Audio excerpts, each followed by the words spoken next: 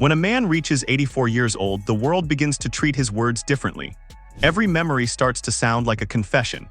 Every opinion starts to feel like a verdict, and every grudge seems to echo the length of a lifetime.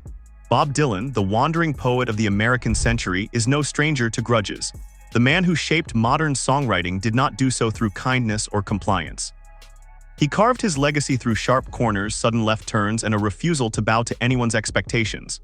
And across his long life, there were certain voices, certain singers, certain personalities in music that he simply could not stand. Not because they were talentless, not because they were unimportant, but because they represented something Dylan rejected with every fiber of his being: conformity, commercialization, vanity, or worse, imitation. But to understand why Dylan clashed with these singers, you have to understand Dylan himself. He was not born a prophet. He did not begin as a legend. He was once just a quiet kid from Hibbing, Minnesota, trying to escape the silence of small-town stability. And when he came to New York in the early 1960s, the folk scene he entered was a tight little kingdom full of rules. Everyone sang the same way. Everyone praised the same idols. Everyone pretended to be humble while secretly starving for fame. Dylan saw through it instantly. He didn't want to sing about the old world. He wanted to change the new one. And when his voice began to shake the walls of that world, some singers didn't just admire him, they tried to become him. And that, more than anything, is what Dylan truly despised. The first of those figures was Phil Ochs, and this is where one of the deepest wounds in Dylan's musical life begins. Ochs was sharp, intelligent, politically fearless, and unlike many of the so-called protest singers of the era, he was actually a capable songwriter. But to Dylan, Phil Ochs represented something worse than rivalry. He represented judgment. Ochs believed music had a moral obligation to serve activism, to point its finger and name its enemy. Dylan believed music was supposed to reveal something deeper than politics, something human, something timeless. The two men respected each other once. They shared shows, they shared friends, they shared cigarettes in cold New York winter air. But after Dylan released his electric music, Ochs publicly criticized it, calling it self-indulgent and directionless. Dylan didn't respond with reason, he responded with fire. He cornered Ochs, stared him down, and delivered the line that ended their friendship forever: "You're not a folk singer, you're a journalist." And then he threw him out of the limousine they were sitting in. That was Dylan. When he felt betrayed, he didn't raise his voice. He cut you from the world. But Ochs wasn't the only one. There was another young singer, golden-haired, handsome, clever, and deeply adored by British crowds, Donovan. The newspapers called him the British Bob Dylan. And that title alone was enough to make Dylan loathe the idea of him before they ever met. Dylan had spent years being mocked, doubted, dismissed, and challenged, only to break his body and mind to become what he became. Donovan did not earn that legacy. The media simply handed it to him. For Dylan, that was unforgivable. When they finally met in London, the room was filled with tension disguised as politeness. Donovan played a pleasant, charming little tune. Dylan responded by performing a song with thunder in his voice, a song with so much raw edge that Donovan could only smile politely while realizing the truth. There was only one Dylan, and he was sitting across from him. Donovan later admitted admiration. Dylan never offered the same. But the real conflict, the deeper resentment, was not aimed only at singular singers. Dylan hated an entire generation of copycats, the ones who wore his jacket, strummed his chords, mumbled his vocal tone, and pretended to be profound. He once said that after he became famous, the radio was filled with 10,000 people trying to sound like me. And he despised them, not because they stole from him, but because they didn't understand what they were stealing. They mimicked the sound but not the soul. They believed his songwriting was an aesthetic, not a calling. Dylan could forgive competition, he could not forgive imitation. And yet among all these rivalries, there is one that burned in a different flavor. It wasn't about imitation. It was about betrayal. Joan Baez. For a time, she was the queen of folk music, and Dylan was her mysterious companion, her collaborator, her partner on and off stage. She introduced him to audiences who would have never discovered him otherwise. She opened doors for him when he was still sleeping on couches and performing in coffee houses. And yet when Dylan evolved, when he turned electric, when the audiences who once worshipped her began worshipping him instead, he left her behind. She asked to perform alongside him on tour. He refused. She asked him why. He said nothing. Silence was his cruelty. The world called it heartbreak. But privately, Dylan resented her, not for her music, but for the pedestal she put him on. He did not want to be worshipped. He wanted to disappear into the smoke of his own myth. And if someone tried to claim a piece of him, he ran. But Joan Baez is only the beginning of the betrayals. Because the next singer was not a rival, he was a mirror, a reflection Dylan did not want to look into. And in 1971, the world would watch as that reflection cracked. And that mirror was John Lennon. Their relationship was one of admiration, resentment, envy, and deep, unspoken rivalry. Lennon was already a global celebrity when Dylan entered his orbit, but Dylan saw something in him immediately. Not the fame, not the screaming audiences, not the radio hits. He saw vulnerability disguised as arrogance. Lennon saw Dylan as the doorway to authenticity, to meaning, to artistic seriousness, to the kind of songwriting that could define not just a generation but a century. So Lennon shifted. He abandoned the bubblegum pop perfection of the early Beatles and began to chase something darker, sharper, more poetic, and Dylan saw it. The world may have celebrated their friendship, their shared genius, their legendary conversations, but beneath the surface was something far more dangerous. Lennon wanted Dylan's depth. Dylan wanted none of Lennon's spectacle.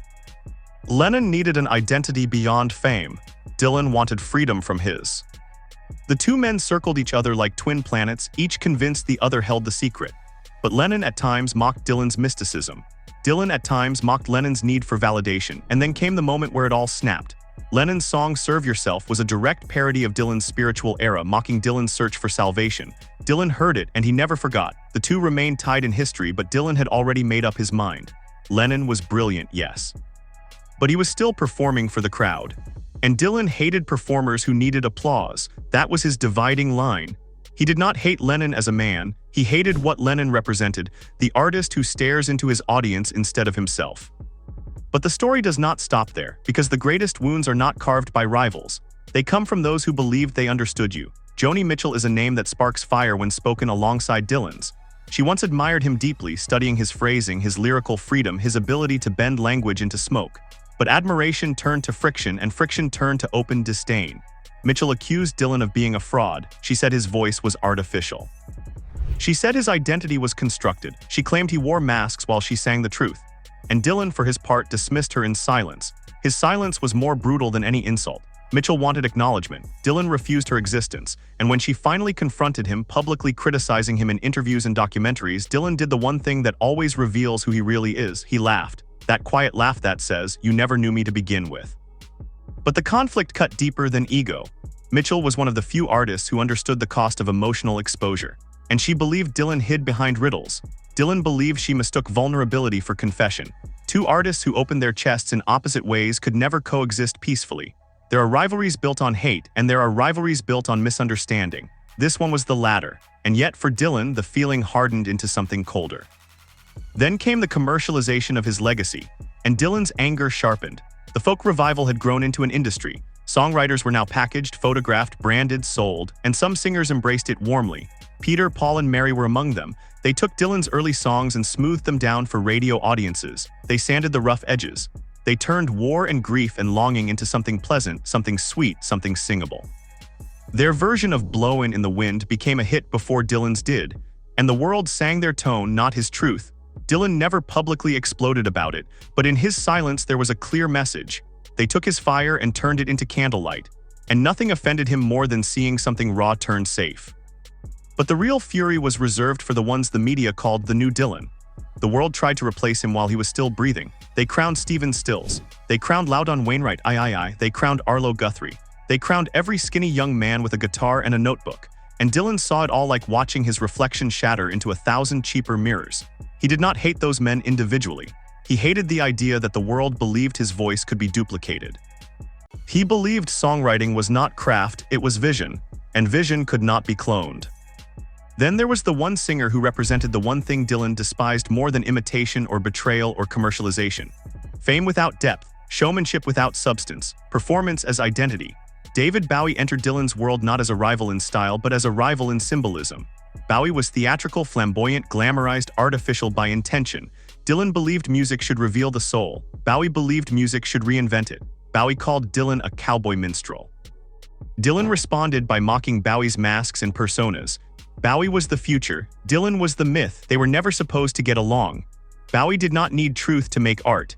Dylan believed art was the search for truth. Some differences live forever. But now at 84, when asked about these singers, Dylan does not speak with the venom the world expects. He speaks with something almost like exhaustion, not regret, not forgiveness, simply understanding. Age does not erase history, it reveals what it meant. Dylan hated those singers not because of who they were, but because of what they reflected back at him.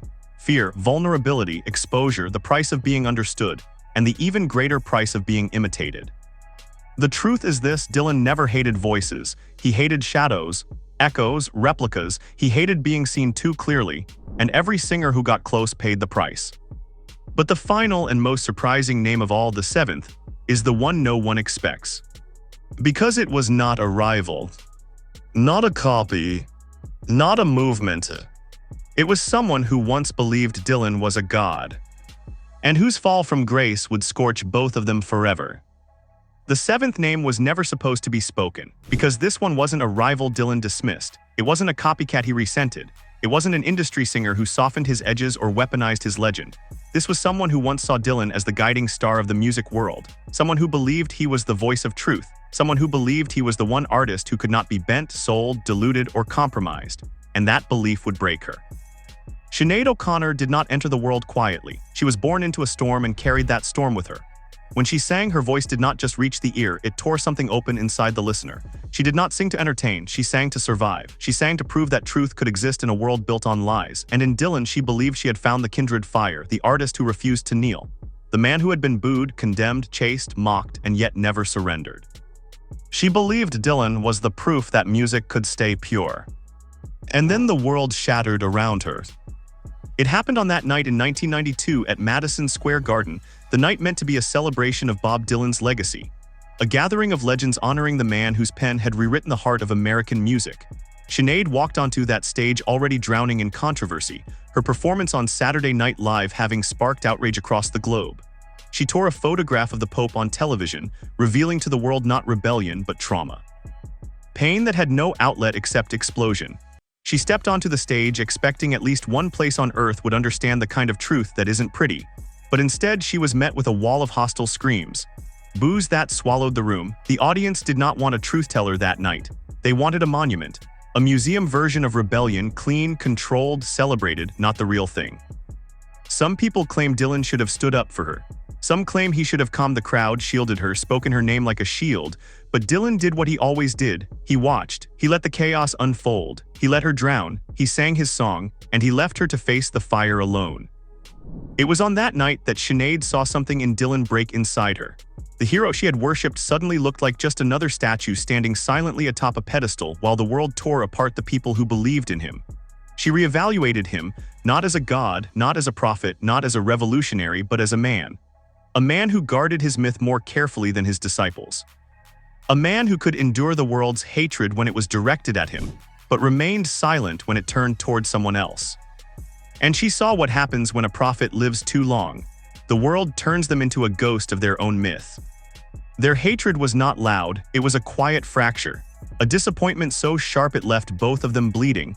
They did not speak of it publicly, they did not exchange insults in interviews. But something in the air between them froze hard enough to break. But the story does not end here. Because at 84, Dylan has begun to speak in ways he never did before. Slowly, carefully, strangely honest.